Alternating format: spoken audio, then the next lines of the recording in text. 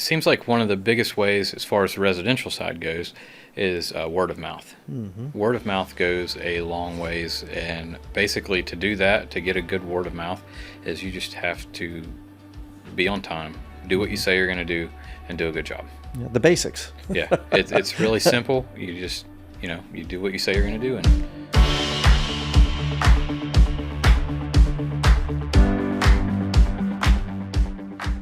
Positively West Virginia is powered by Breezeline high-speed fiber internet and sponsored by Highmark West Virginia, Freedom Key of Morgantown, Interaction Media, and Storymaker.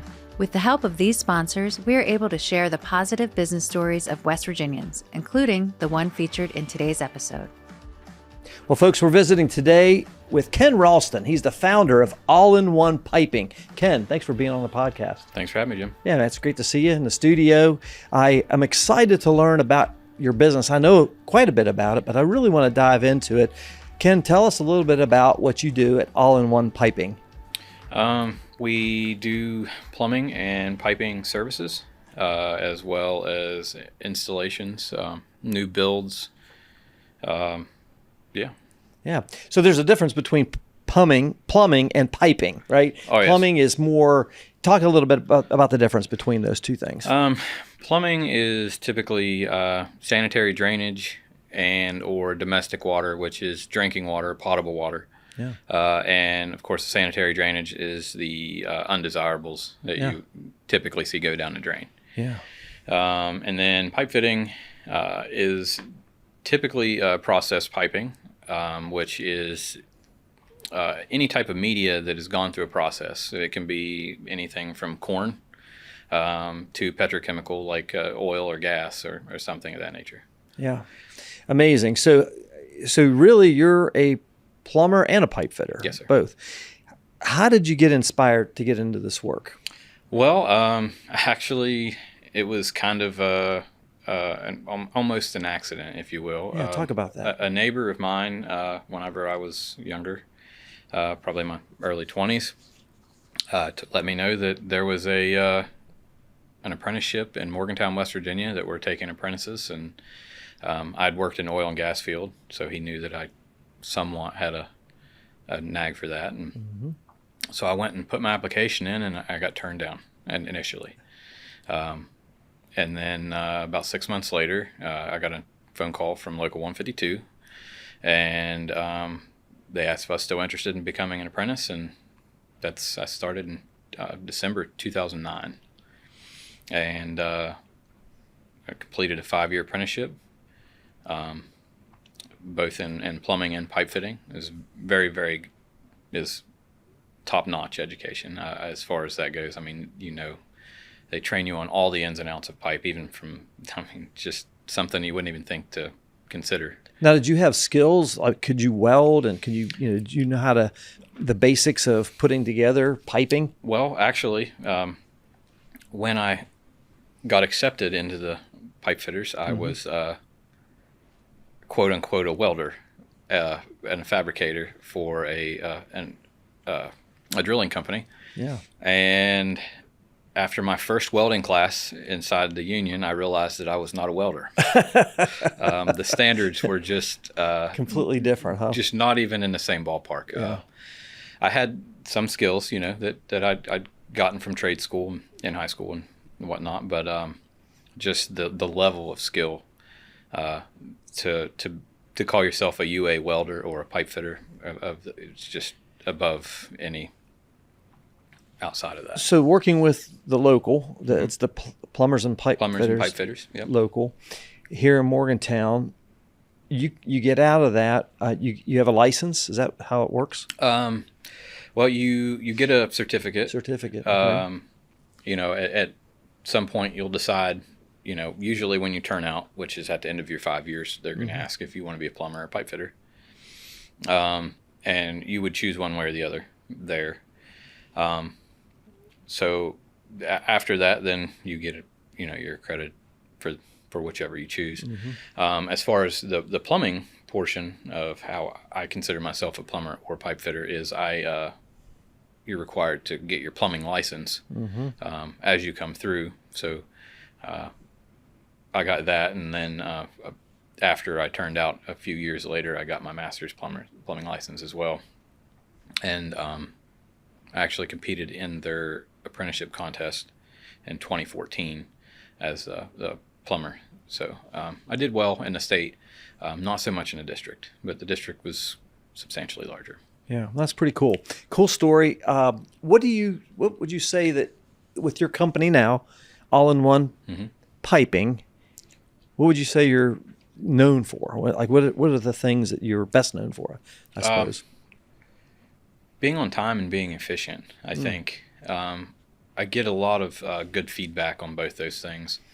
I know the work really well, so it makes some things that may be more difficult to figure out a little simpler.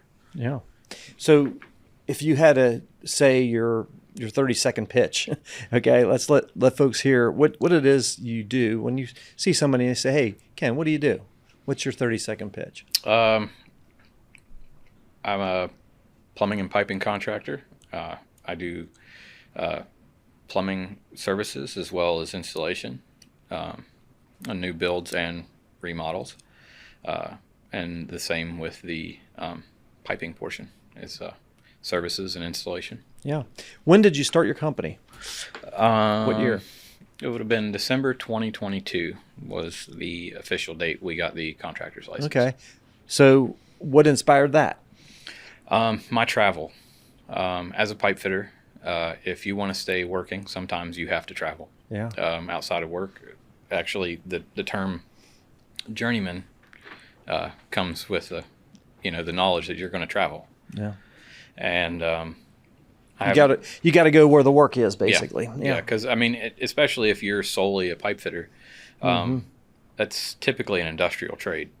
And we have some industry. We have powerhouses and a couple of things, but there's just not enough to keep someone for full time for 12 months. So a lot of times we find ourselves traveling.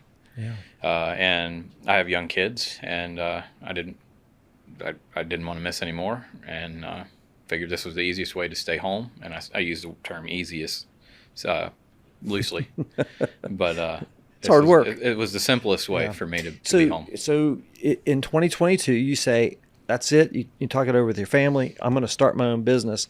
What's that journey been like so far? Initially, it was very difficult. It's coming easier, thanks in a big part to the BNI. Being exposed to people that are like-minded or have done the things, maybe not necessarily in the same field, but the processes are very similar.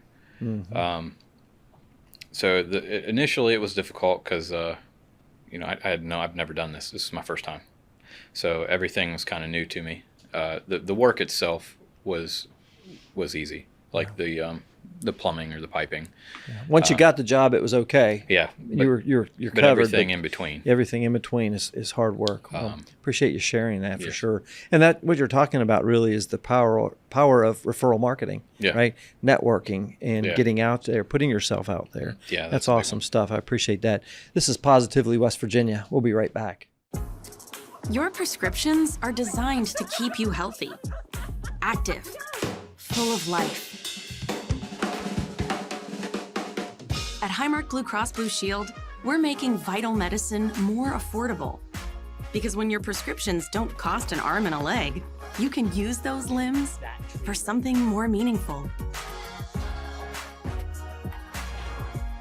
Because life. Highmark Blue Cross Blue Shield, West Virginia.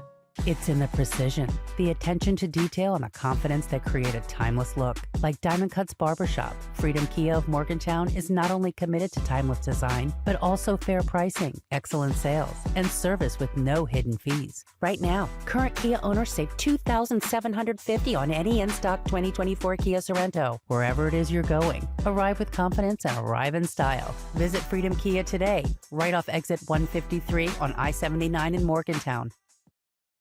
And we're back, folks. We're visiting today with Ken Raulston. He's the owner and founder of All-in-One Piping out of Marion County. Ken, what's the thing that you're most excited for All-in-One Piping right now? Growth. This this next year, or from this point forward, I foresee a lot of growth.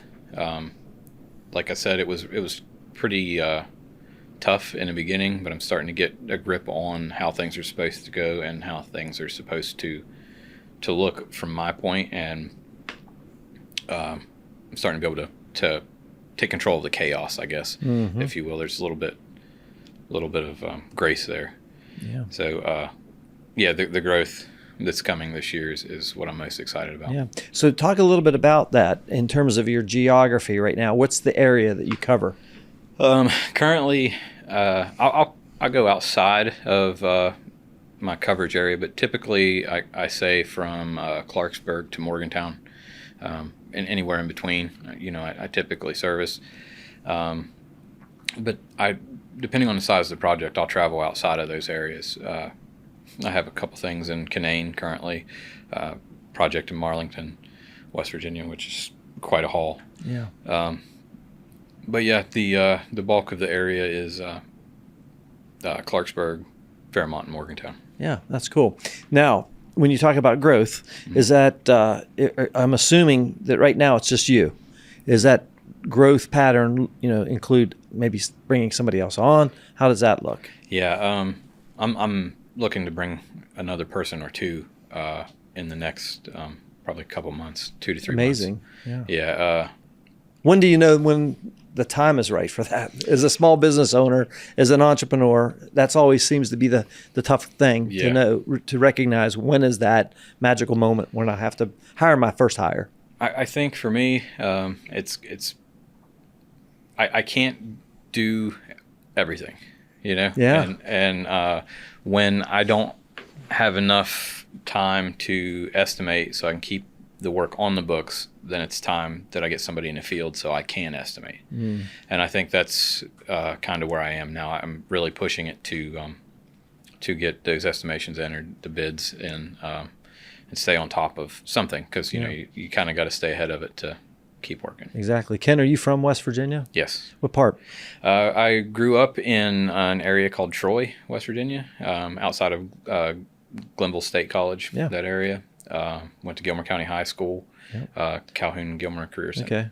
So the Calhoun Gilmer Career Centers, that's where you first were experienced to trades, basically. Yeah. Not necessarily trade school, but it was like a VOTEC program. Yeah. Talk a little bit about that experience. I had a really good instructor when I went. His name was Ken Townsend. He's super smart, very, very nice guy, very meticulous. He wanted it done this way, and that's how it should be done. But I had a really good experience there. It was a good school, and I highly recommend that young people.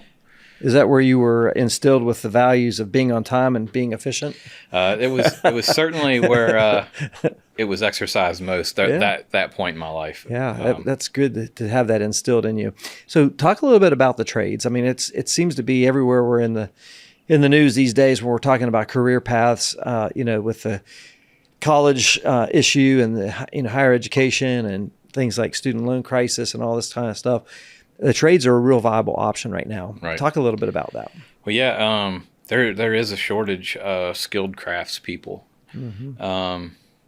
throughout, and some of the projects that are going on in the United States right now are really big, and are going to require the bulk of the skilled trades on site. So, and I know whenever I first got into the trade, they were pushing to get more people in the trade. Yeah. And it wasn't as successful as they I guess expected it to be. But yeah, we need as many skilled trades for electricians and plumbers and pipe fitters and I mean all types, framers. You've seen and worked on a lot of different projects in your career, everything from, like you said, oil and gas to, working on beverage facilities, and then working on, residential construction and, plumbing and issues and things of that nature. What's the craziest, wildest thing you've seen since you've been doing this business? Craziest, wildest thing. I had to stop a lift, a they were unloading a truck, and they were using a piece of equipment that you use to tie yourself off, to tie off the load. It's not rated for it. It's not made for it, and it could have got somebody hurt. But that was the craziest thing I think I nearly saw. But that's having a keen eye and understanding what safety is, right? Yeah. In your profession, safety is of utmost importance. Oh yeah, and especially on the industrial portion, most of the bigger things that we do move around, they're unforgiving. I mean, if there's an accident, it's never. I mean, it's never good to have an accident, but it is way worse when things outweigh you by 20 times, 30 times. You know, it wouldn't even slow down if you got hurt. Yeah, and you're talking about, like, if you're doing these big systems, maybe multiple tons. You know, 10 ton, 20 ton. Yeah, easily. Yeah. So it's not a light payload that you're typically moving out there. What's the most interesting project you worked on so far? The most interesting, actually, anything in the petrochem kind of.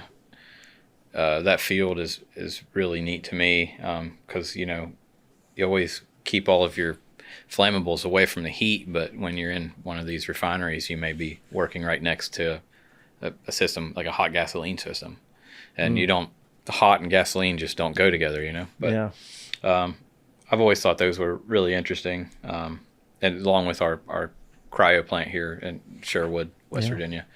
That was a very interesting system as well. But yeah, I think those are probably the most.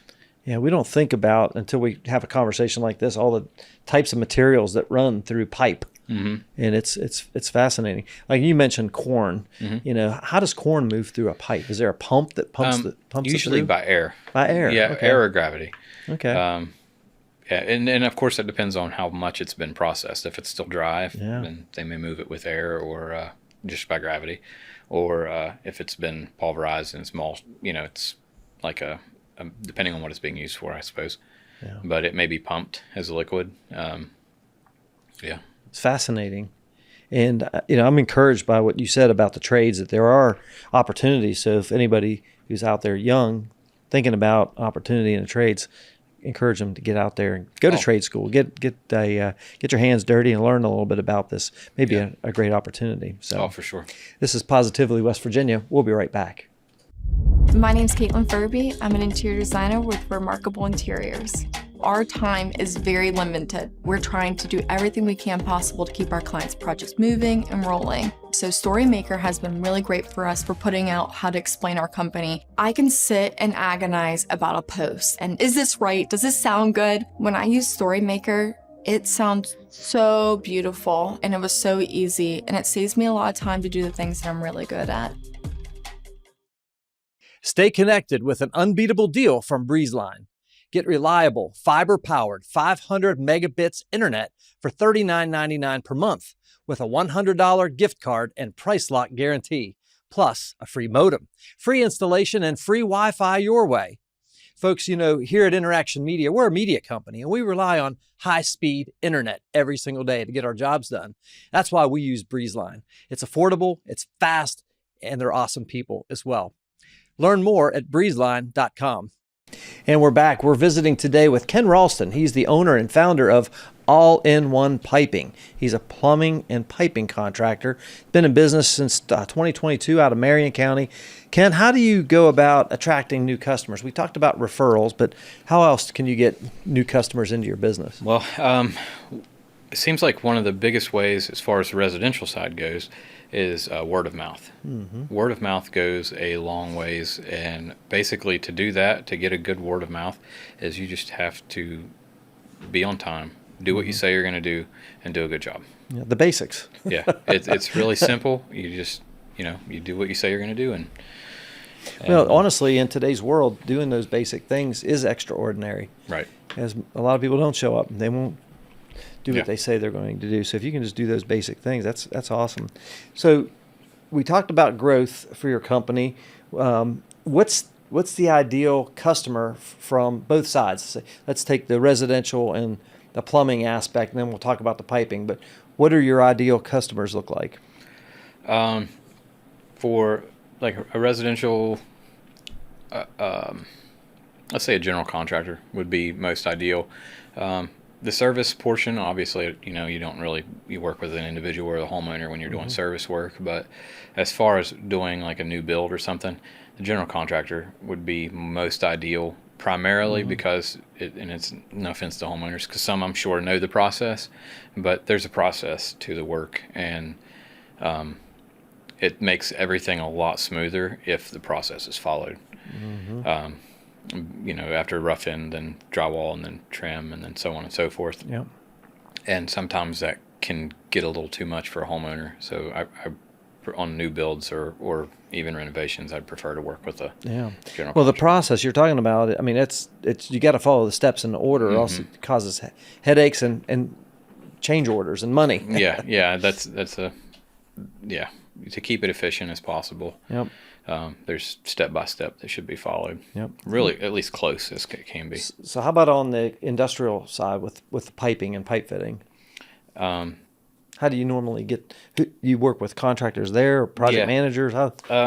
Well, I've got a couple of different funnels through the internet, like Blue Book or Construct Connect, something like that, to where the projects that are going on in the area will be listed, and then I can pick and choose and show myself as interested. And then it really helps to show up to pre-bid meetings, that I intend to bid the projects, to find the general contractors, to shake hands and make myself familiar with them. And again, when you do create a relationship with them, just follow the basics, as we said a second ago. You do what you say you're going to do on time, Well, if you prove yourself to be reliable, to do great quality work, and to show up on time and all the basic stuff like that, then you're going to get more work. Right. I mean, because they know that you're reliable, and Right. we're going to do a good job. Yeah. Awesome. So let's, we talk about a little bit about the growth of the company and what you have that, but like long term, what's the vision look like? Say, if you could picture yourself in all-in-one piping 10 years from now, what does that look like? 10 years from now, I would like to have 3 to 5 service employees, full time, and at least 3 full-time, rather they're project managers or foremen, however you want to look at that, leads in the field, in the construction side, actively, like full-time.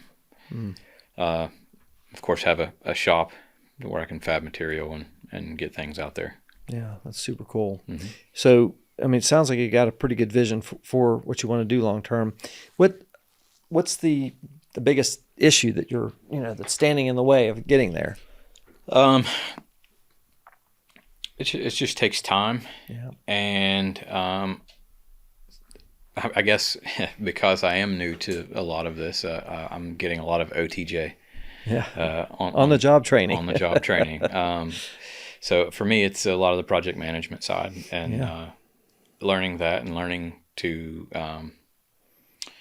manage financials, again, with the project management side, and to make sure that I can still have cash flow and grow the company the way that I want to. I mean, really, that's it. I mean, just learning that side is probably the biggest hurdle.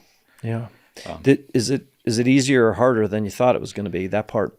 I don't envy project managers. Let's put it that way.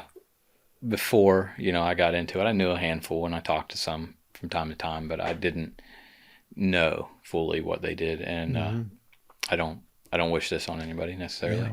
Yeah. Lots of logistics. Yeah. When the opportunity arises to put somebody in that position, I will step out of it gracefully. Yeah, that's great. That's great. Well, obviously, Ken, you're leading your company. You're leading yourself, basically, right? Yeah. But you lead your family. You're a leader in the community in Marion County. What do you think is the most important attribute of a successful business leader today? I think they should be humble. It takes a lot for anyone in any position to say that was my fault, and having that humility and having that ability to say that will go a long ways with your employees, with your, whoever you're working for. If you say, oh man, well that's me. I did that. That's my fault. Mm-hmm. And you take ownership. That'll go a long ways, I think. I love it, man. Thank you for sharing that. What's one piece of advice you would give to a new business owner or entrepreneur? Maybe it's a young person here in West Virginia thinking about starting a company. Maybe it's in the trades. What's some advice you would give them? To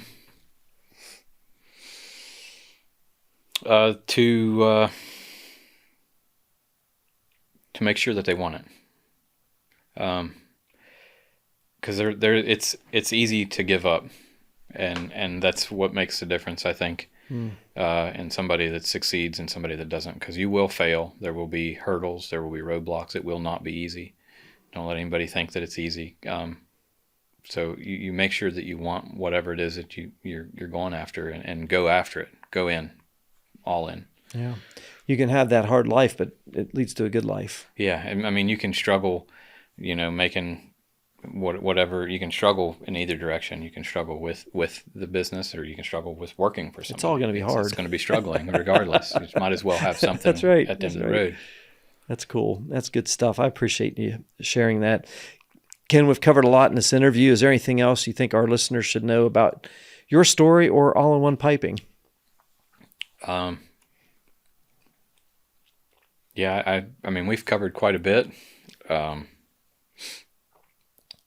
As far as like just the tradespeople, if you're thinking about going into a trade, you should do it for sure. Because we're not making any more unless somebody steps up. Yeah, so. That's very, very important. As we close out our time, Ken, how can our listeners learn more about you, All-in-One Piping, and perhaps even get in touch with you? We have a Facebook account with All-in-One Piping. Okay. You can see some reviews of a lot of residential stuff. We really don't get many reviews from contractors, which that's fine. Yeah. That also has our website also has contact information. Yeah, we'll make sure we have links to all that in the show notes and on social media, so folks can spread the word about All-in-One Piping. Our guest once again today is All-in-One Piping owner Ken Raulston. Ken, it's been great to have you here. It's been an honor to learn your story and kind of share that with our audience. I think what you're doing is amazing out in the trades, starting your own company, being brave, and just doing great work out there in the community. So thank you. Mm-hmm. Thank you for having me, Jim. Absolutely. We'd like to thank our partners, Highmark West Virginia, Freedom Kia of Morgantown, Interaction Media, Storymaker, and our studio sponsor, Breezeline, for helping to share these positive stories. If you'd like to become a sponsor of the Positively West Virginia podcast, visit positivelywv.com/sponsor. Folks, that's a wrap on another episode of Positively West Virginia. If you or someone you know would be a great guest on the show, drop us a line on our website at positivelywv.com. Of course, we appreciate your comments, your reviews, 5 stars only, and encouragement along the way as well. On behalf of our entire Positively West Virginia team, including our producer today, Mr. Dylan Sheldon behind the controls, I'm your host, Jim Matuga. Stay positive, West Virginia.